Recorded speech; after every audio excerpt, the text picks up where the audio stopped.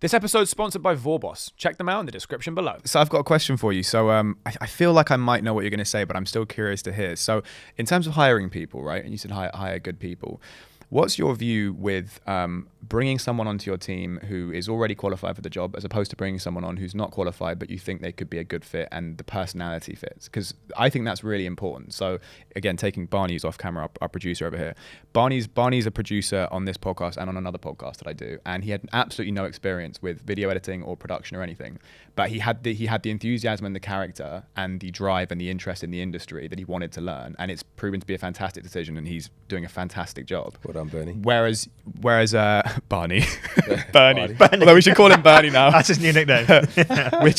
which I think is a lot more valuable than maybe just going onto sort of a recruitment site and trying to find a guy who has Photoshop in his bio and you know, you don't really know how it's going to fit. Whereas I knew his character, which I think was more important. And obviously now that you've hired people from Intermission, I know that you have hired graduates as well. So yeah, could you maybe touch on a little bit sort of how you approach hiring and whether you think what emphasis you put on each of those factors? I am pro people that don't have the experience or don't have the opportunities. That's why Intermission was started in the first place.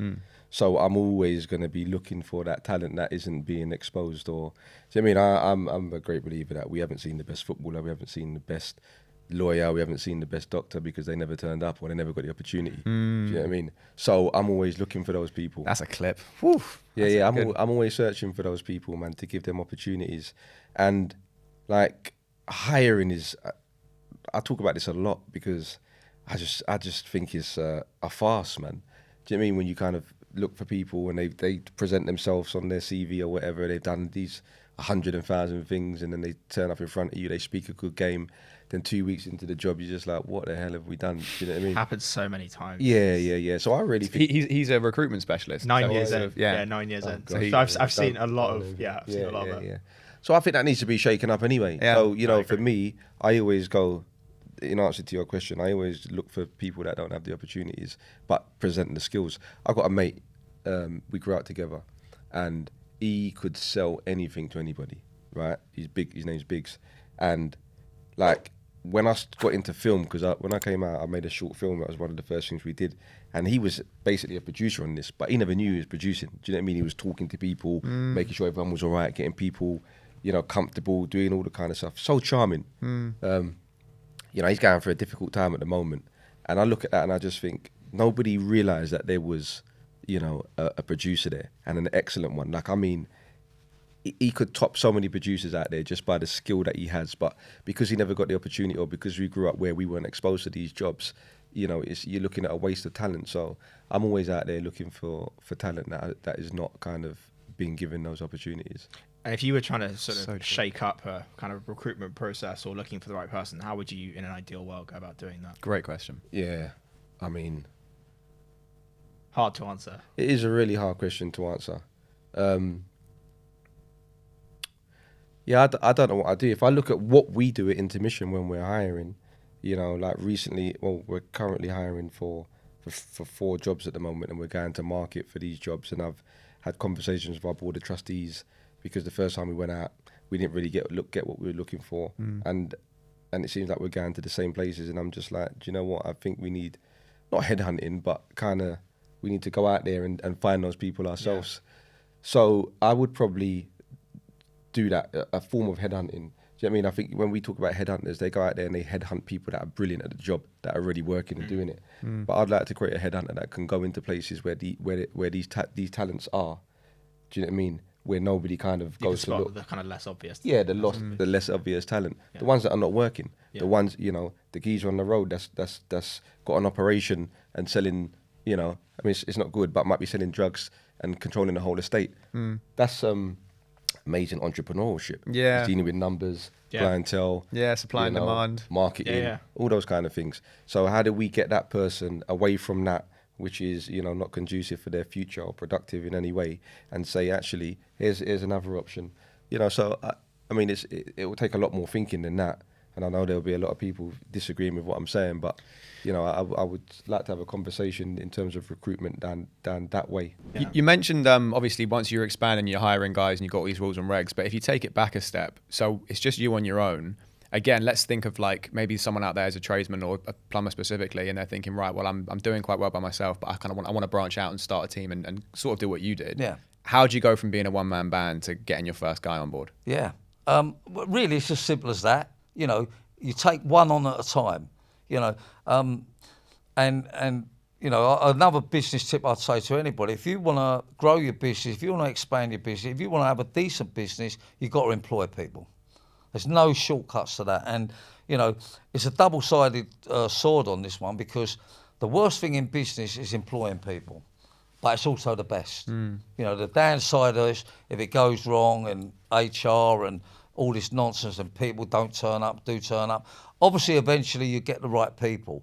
But the worst thing in business is employing them, but it's also the best, because as soon as you got that right, your business will grow.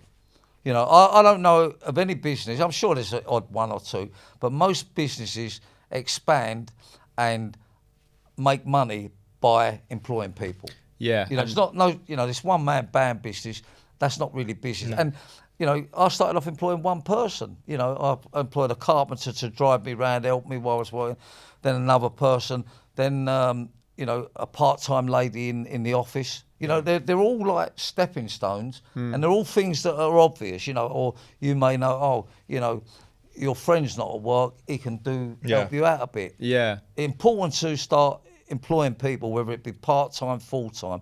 The more you employ, the bigger your business. And just on that point, when did you know it was the right time to start employing people? That's what I was about to say, yeah. That the nitty-gritty of it, were you earning a certain amount or? Yeah, well, look, like most people, you get to the stage that there's not enough hours in the day and you can't get everywhere. And I speak to tradesmen all the time, and the question is, I'm running around like a blue-ass fly and I'm estimating at night, a wife never sees me. That's telling you, it's telling you the obvious. Yeah. Time to grow. Yeah, in other words, everybody, you know, it will just hit you. It's obvious. I mean, people always say to me, how'd you go from employing, how'd you get to 6 people? And then they come up with the same thing and say, look, I don't really want to employ people. I don't want to get an office. I don't want to buy more vans.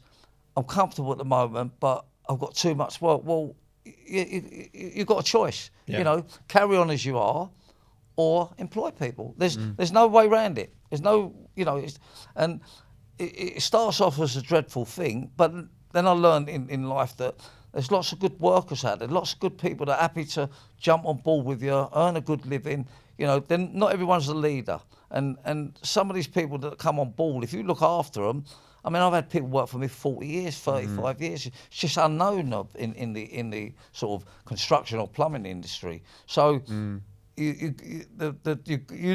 mind will tell you need to employ people. But always remember, you can only earn one man's wages. You can only do one man's work.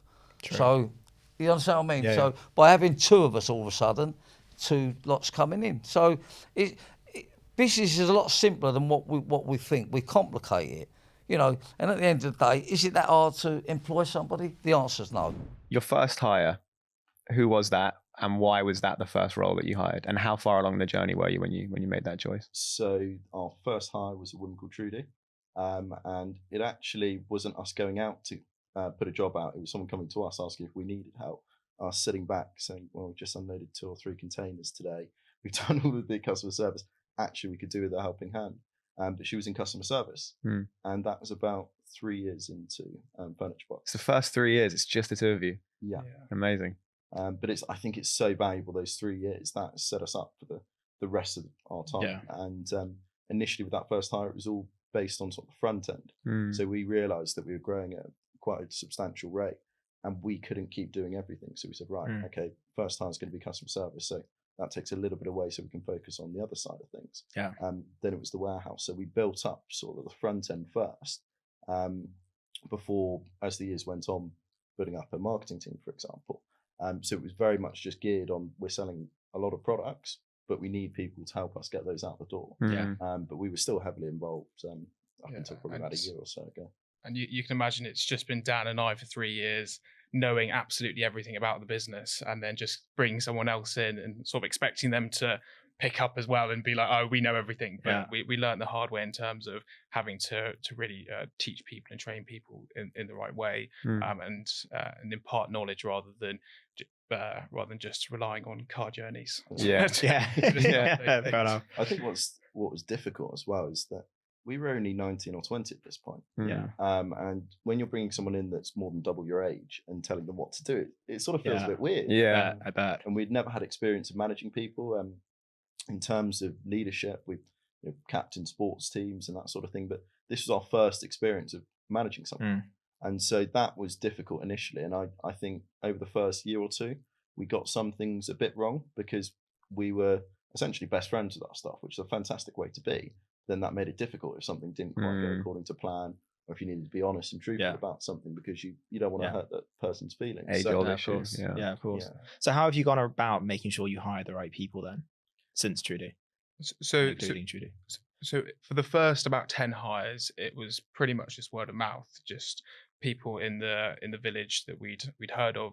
We didn't really go out to seek any particular expertise, and even for the next year and a half, it was all geared towards the front end of the business. So in the warehouse, in the customer service team, a bit of HR, a bit of accounting, and then Dan and I realised that to really drive the business on, we need to be stop doing a lot of the back end things that are actually going to be pushing the business on. So that's all of the tech side of things, all of the marketing, all of the listings that I was talking about. So we basically built a team that was based in Bristol to do all of that. And we probably should have done that a lot sooner in hindsight. But we didn't want to give it up. We quite enjoyed a lot of that. I've heard a few people say that, to be honest. It's just really hard to actually start delegating. And it's hard to know when to start delegating and actually letting go of some responsibilities. I think the key as well is culture. Yeah. That's a huge thing for us. So we are like a family-run company. I'll sit down and talk to anyone and everyone. We know every single person's name in the company. Yeah. It's all about the culture of the company. And if you might be the best person for the job, but if you're not going to fit the culture, if you've got an ego or you think you're better than someone else, or you're just not going to fit in with the team and be a team player, then you're not right for us. And so that has really helped push us forward because our staff retention rates are fantastic. When someone joins Furniture Box, they don't tend to leave. And so that has enabled us to grow much further because up until about 2 or 3 years ago, we only had about 20 staff, 15 staff.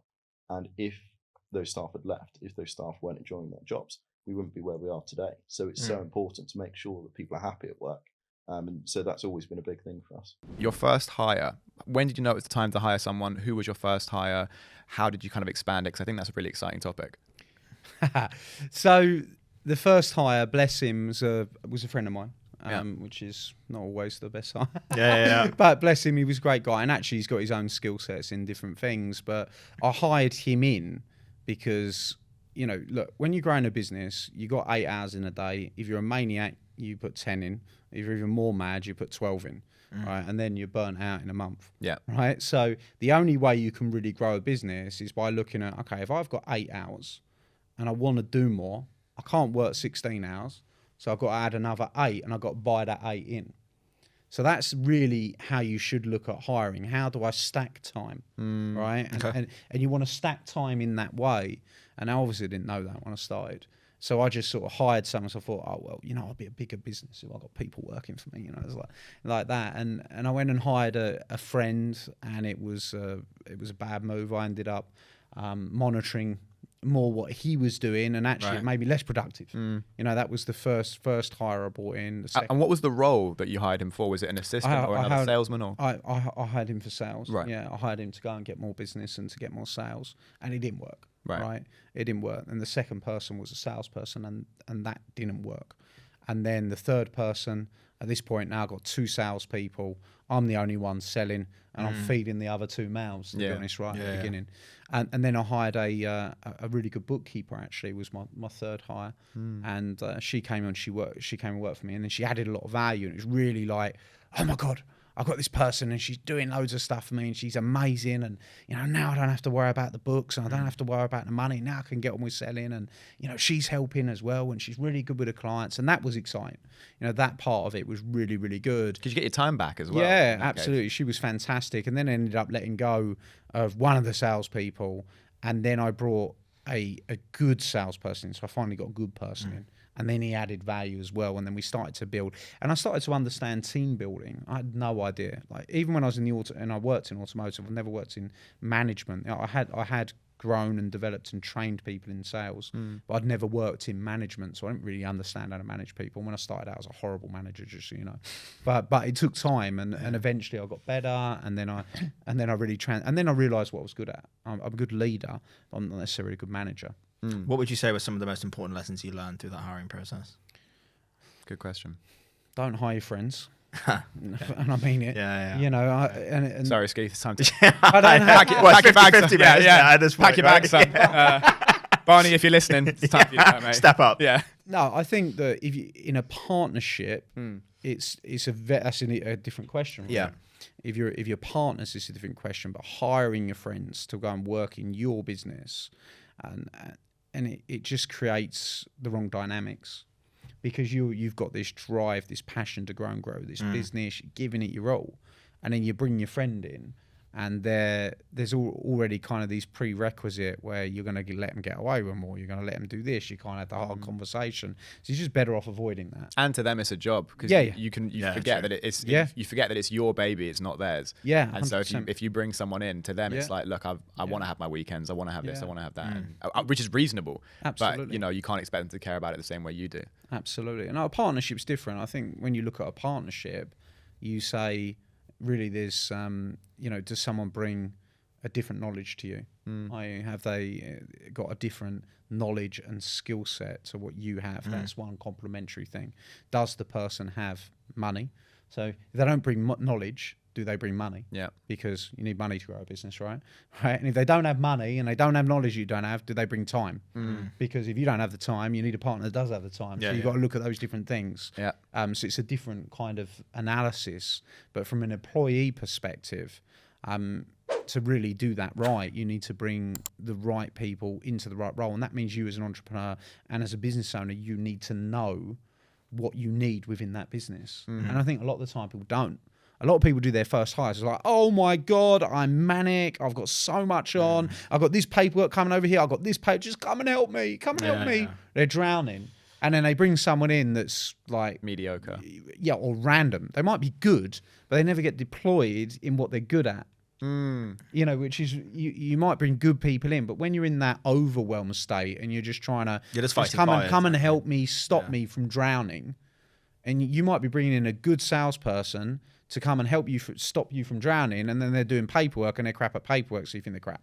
Do you understand what I mean? Yeah, that's a good point. So it's about deploying people in the right way and in the right role and getting the best out of that person. So in terms of hiring, you had your friends from uni. Did you sort of say, right, guys, we're doing this properly. Do you want to come on salary, kind of full time? So it was me, Brad, and Mum, Maxine. I always did operations. Brad did tech and systems. Together we did marketing. The next hire after that was weirdly like a full-time. So this lady called Katie, she's still with us, just to do community management, which probably wouldn't full-time community manager for employees. Probably like not the best use of anyone's time. But we had digital marketing agencies, so that was fine, all outsourced. And we outsourced a lot of that for ages, and we still do, to be honest. And then because me and Brad and Maxine were like running the business, the next hire after that was just a marketing manager, someone to help kind of just like get the content in, etc. Like think about what we're doing next. And our channel split was so narrow. Like we didn't have any breadth. We were like 80% Meta, so Facebook and Instagram, 10% Google. Okay. And then like we were trying to do Pinterest, it wasn't really working. Trying to do other stuff wasn't really working. But yeah, we didn't really get anyone senior in until December, probably like November 2019, 2020, when we hired some more like senior marketing figures. Like we didn't hire our first marketing director till after our investment in December 2020. So we hired a marketing officer, then early 21, then a CEO, CFO, and now we have like a great C-suite team, but that's only really been built in the last like year. So. And you mentioned that you were doing operations, Brad was doing tech and systems. And what was your mum's main focus? She was doing more sort of out-facing things. So like she's really passionate about charity, right? Talking at events and those kind of things. She's all about like the vision for the brand, like seeing customers, etc. Figuring out like she does this thing, like she goes out. She'll always say, and this is such rubbish. She's like, I don't know what I do in this business, but it's rubbish. She's the one that like goes out and finds things, and then we're like, okay, we can do it. Yeah, like this is how we do it. Like this is how we put it into action. That's why it like works. She always says like one of her greatest skills is realizing what she's not good at. It's a really good skill. Yeah, really good skill. So she's always brought in like Brad on the web front, me. I remember like she was like, me Amazon. I was like, yeah, we do it on Amazon. She's like, I'll try and set it up, and I was like, okay. The Amazon's a nightmare to set up. Yeah. Especially like food supplements, the regulations and stuff. Yeah, sounds like my worst nightmare. Yeah. So I was like, okay, we'll just.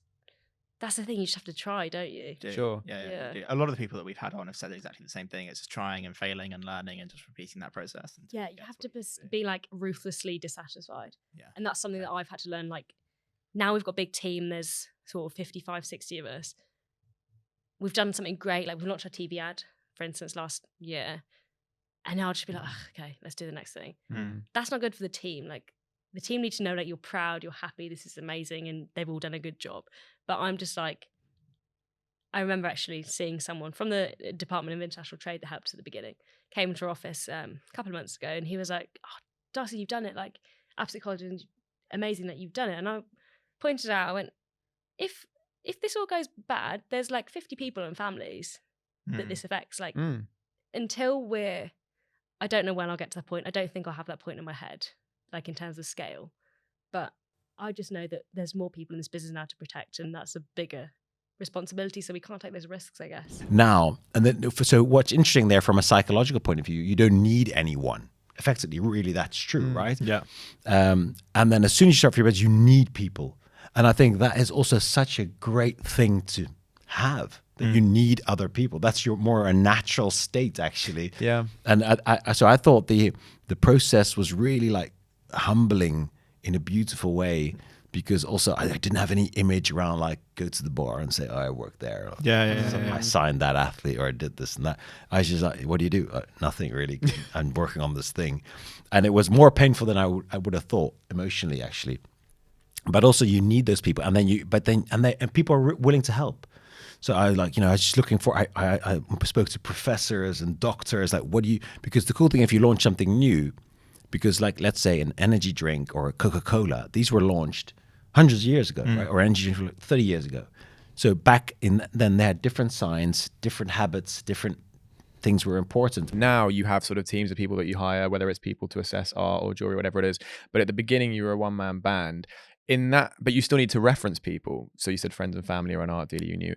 How do you determine when to go from sort of, let's say, having an art dealer that you know, who you work with as a kind of consultant, as opposed to then hiring someone who works for the shop and then is in-house? How do you justify that cost? Yeah, I mean, it's all about economics, isn't it? If you can afford to have those people on board, I mean, it's very handy that actually some of our guys that are interested in art or have some experience in art or have previously worked for some of the auctioneers have got jewelry background as well. So I've got sort of both cases, both sort of scenarios covered way there. They haven't usually got just one skill. So, for example, you couldn't hire someone who was just a turner expert sitting there all day waiting for a that's what I was thinking. I mean, it's a difficult one. The good thing about what we've sort of created and the brand is that you phone people, and if you tell them who you are, instantly they've probably, most of them have probably seen the show. If they're in a field that we've covered on the show, they've either heard about it or they've watched it, and they're quite helpful actually, which has been I must say it's been key to some of our successes. That been the ability to be able to phone people up and talk to them and ask them their advice, and then they say, "Oh, it's James from Posh Prawn, right?" And they say, "Yeah," and they give you advice that they probably wouldn't really just hand out freely to others, and that's been a major help. And also, there might be things that there's a guy that deals in Banksy's that we speak to regularly, and the other day he phoned me up and said, well, my wife has got a Hermes bag, would you be able to help me with it? And we facilitated Salford. So it sort of swings and roundabouts. So it's quite nice. Quite like that. Yeah. What's your view with working with friends and family? Obviously, you got your boy over there who, you know, he said he's known you from knee high, kind of, to an extent.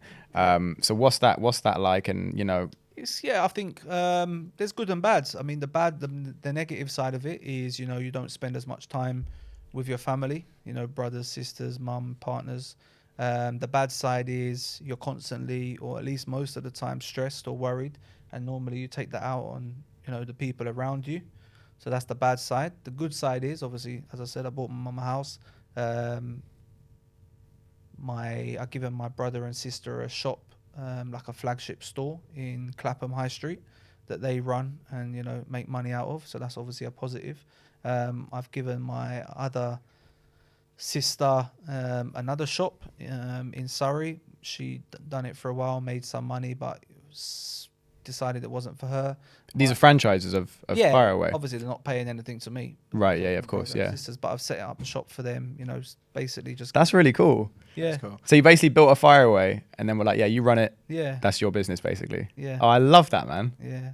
And my other brother, I mean, I've given him Holland, the master franchise, so any kind of applications that come in, he deals with, and we've got a shop over there in Amsterdam that, you know, he goes over and checks. So there's positives and negatives. You literally put on all your people. Yeah, I'm trying. Bro, you bought your mum a house and then you've also put on all your people. That's actually just, that's the dream. Yeah. It must sort of imply somewhat more of an uptick and a bit of a boost in your industry, given the fact that people are staying at companies less than they used to. It's a good and a bad, right? You know, I think I talk about, I guess, both as a recruiter and an employer. Stability, or some stability in an organisation, is really, really important. So everyone job hopping all the time is not good. I think, you know, culturally having being less fearful of taking risk is a good thing. You know, we don't have a hardwired entrepreneurial dynamic in the UK as, you know, some might argue the US has. We have a greater fear of failure, and failure definitely carries more stigma over here than it does Very true. over there. When were you ready to hire your first employee? Again, too late. As everyone says when they come on, to be honest with you. Really? Yeah, okay. It's quite common. Yeah, I'm glad I'm not the only one. Yeah, so I quit my job in kind of March 2017. Went full time and then hired a member of staff September that year. Okay. So there was a few months of me doing it solo. What was the first role that you hired for? An operations executive, which means do absolutely anything everything. And he was great. He was out there in the snow refurbishing bikes with me. He came to work in our flats, which was very odd, but very startup-y. Yeah, very startup-y. And then we had an intern that Christmas as well, who then came on full-time after Christmas. What is your hiring process, and what kind of things do you look for when you're looking to expand?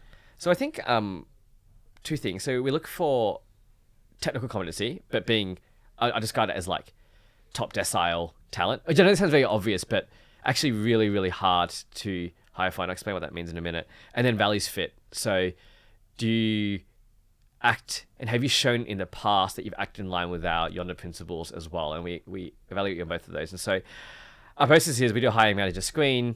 We treat it as like a two-way interview. We do a technical interview. We do a values fit, and then typically a case. Those are all done by different people. So typically you'll be interviewed by at least 6-7 different people. And then we do a consensus. And so essentially we will all sort of do 1, 2, 3, thumbs up, thumbs down, and then provide the feedback. And the idea is that you try not to bias different interviewers' sort of feedback, because it's all done independently. And you say yes or no. And actually, we've failed people who were great technically but failed values fit, for example. And actually, many have failed for that reason. The hiring manager has full autonomy there. They can ignore the feedback, but generally they want to ignore the feedback. And we also do reference check. And reference check is not an optional thing. This is a core part of your interview process. So it's not normally it's you get a job offer subject to reference checks. It's no, you don't have a job offer. We are now doing reference checks. We will then decide whether you have an offer or not. And actually, we generally don't want you to have good references. We generally want to get to a point where we understand that you've had, when I say good, I mean we want to get a full picture. Everyone has strengths and weaknesses. Everyone has areas they need to grow in. our goal by the end of the interview process is to have a full picture of who this person is. And we're not looking for the perfect person. We're looking for someone who recognizes what they're great at, but where they need to grow as well. And part of our reference check, we actually want to get feedback to know they're really good at these areas, but these are the growth areas they have. And I would generally say we shouldn't stop asking for references until we have gotten to the point where we go, oh, I know their growth areas. Because for me, going, it's all good is actually not helpful.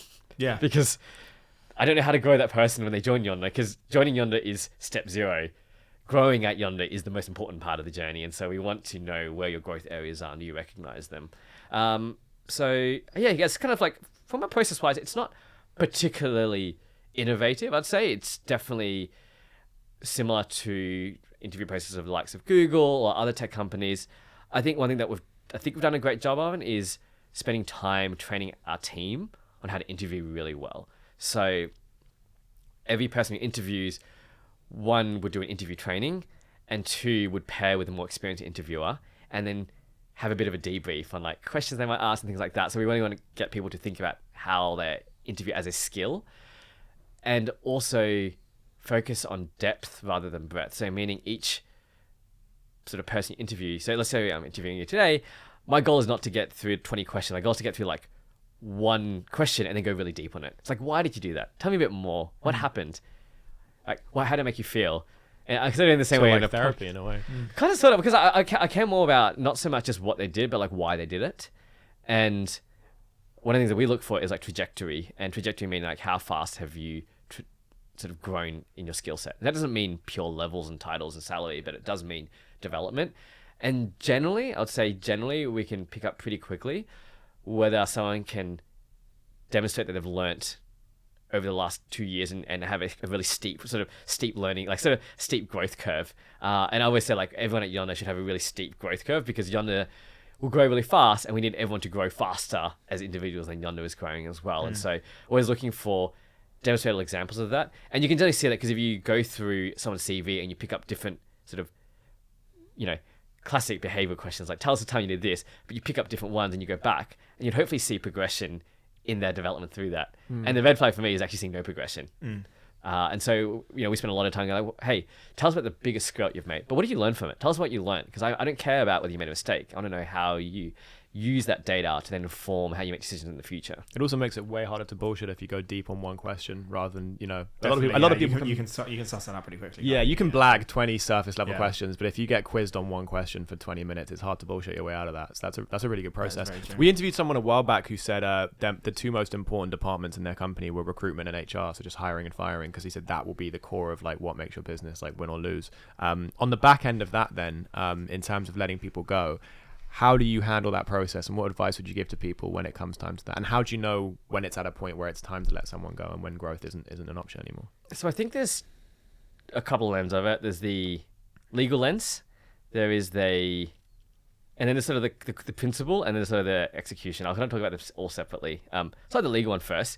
Firstly, there are strict employment laws around firing, and I would always highly recommend get legal advice. We've had to go in the past, and so one of the things we do was like, just make sure you have the correct process. It seems trivial, but a lot of startups just kind of cut corners, and that can bite in the ass 2 years down the track. Secondly, the core principles we had was we want to make sure we keep the talent bar really high at the company. And so this Netflix term like talent density, we want to make sure that everyone is there is superstar, like amazing. And actually our belief is that a person who's just average or below average is, even if it doesn't, from a total cost, salary cost isn't that high, is actually net worse for the entire culture of the company. So we would rather let them go. And so actually the sort of building that sort of couple of principles, we would rather leave a role unfilled than filled with someone average, which means that we will take short-term pain over filling a role just because we have a need. So we actually won't fill roles because we have business need. If we don't find the right person, we will just suck it up, push through until we find the right person. Secondly, we would generally err on, if it's not working out, make the decision quickly, but be generous with severance. So we don't want to leave someone in a personal situation where they're financially sort of struggling. So offer them early on a generous severance to be like, look, it's just not working. You can go on the formal performance review process. You can go, the sort of performance improvement on a PIP, or you can take a generous severance. And for us, the idea is that, look, I have, in my sort of 12, 13 years of working experience, I've never seen anyone go from a pip to becoming like a superstar. At best, they become average. And we don't want average people. So look, this doesn't work out. You came to the pip and you're legally permitted to go on the pip, but we don't think, necessarily you're going to thrive here. You'll survive, might not thrive. Here's a generous severance to help you go find another job. And so we kind of offer that really early on. And part of that is because I still take the responsibility of our decision to hire them in the first place is our fault.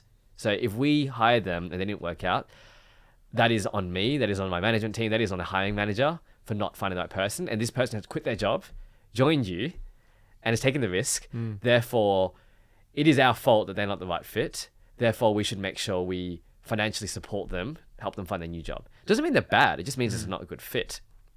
And then I think, and then thirdly, from process-wise, I think we've just had to be a lot more structured with it. So we take notes down. We have a people team of currently one, but we're very strict on like just making sure we have all the facts. I think it's not something you should take lightly, but also it isn't something you should sit on your toes for too long. So part of it is just write all the facts down, make a decision very quickly, speak to the person as quickly as possible, and write a script. So this is the one time when being ad-libbing, improvising is not recommended. Follow a strict script because you want to make sure that you're very sensitive to that person's needs. I would definitely say we're not expert on this. There are entirely great blogs on how to fire well. I think there's a really good book called $1 Trillion Coach, and I think he talks about how to like hire and fire really well. And part of it is it's a skill you just need to get good at. We haven't had to do it often, but I would just say like for us, the core principles remain there, which is we only want a team that is excellent. So therefore we will exit people quickly if they're not working out and not excelling. But we should personally care for them, so therefore make sure they're financially supported as well. How do you view that university now then when you're looking at people for jobs? Well, it's really tricky, right? Like I something I say quite often at work is we work really hard to remind people there's a big difference between intelligence and education. So we have a lot, and particularly in our business, I think we seek out the good deals, right? So we seek out people who are super intelligent and generally quite often undereducated, because as a business we've taken the approach that we're always wanting to train people. So there are exceptions to that, and there are certain roles, but we certainly bias towards experience, intelligence, and attitude. And education you can fix, and you can sponsor, and you can pay for, or you can do in-house, which we do in a lot of cases. So we're a slightly odd business for that, I suppose.